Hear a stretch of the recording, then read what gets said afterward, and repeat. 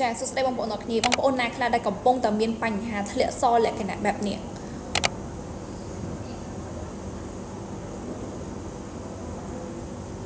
ចាបងប្អូនដែលកំពុងតែមានបញ្ហាធ្លាក់សលក្ខណៈបែបហ្នឹងគឺបញ្ជាក់ថាបងប្អូនកំពុងតែមានការកកើតឡើងដោយពពួកមេរោគផ្សិតហ្នឹងគឺវាមានការធ្លាក់សមកលក្ខណៈមកបែបហ្នឹងលក្ខណៈដូចពពុះស្ដាយ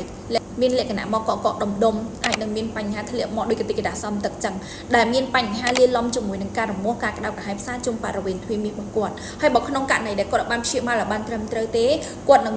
មានបញ្ហាកើតផ្សិតកកសេះកកក្តៅតាមជញ្ជាំងទ្វារមាសរបស់គាត់តែម្ដងអានេះគឺជាជញ្ជាំងទ្វារមាសរបស់មនុស្សស្រីយើងតែម្ដងបើក្នុងករណីដែលគាត់បានព្យាបាលបានត្រឹមត្រូវនៅប្រដៅដោយបញ្ហានឹងដល់រាប់ឆ្នាំគាត់នឹងមានបញ្ហាផ្សិតនៅកន្លែងកកស្ទះកកក្តៅតាមជញ្ជាំងទ្វារមាសនឹងតែម្ដងហើយបើក្នុងករណីដែលគាត់ចង់ព្យាបាលគឺពិបាកក្នុងការព្យាបាលដែរវាអាចទៅជាបញ្ហាមួយដែលរ៉ាំរ៉ៃពិបាកក្នុងការព្យាបាលខ្លាំងប៉ុន្តែបើសិនជាបងប្អូនដឹងថាខ្លួនឯងមានបញ្ហាធ្លាក់សមកមុំហើយប្រញាប់ក្នុងការរកដំណោះស្រាយជៀសវាងទុកបញ្ហានឹងដល់លក្ខណៈមកបែបហ្នឹងអាចនឹងពិបាកក្នុងការព្យាបាល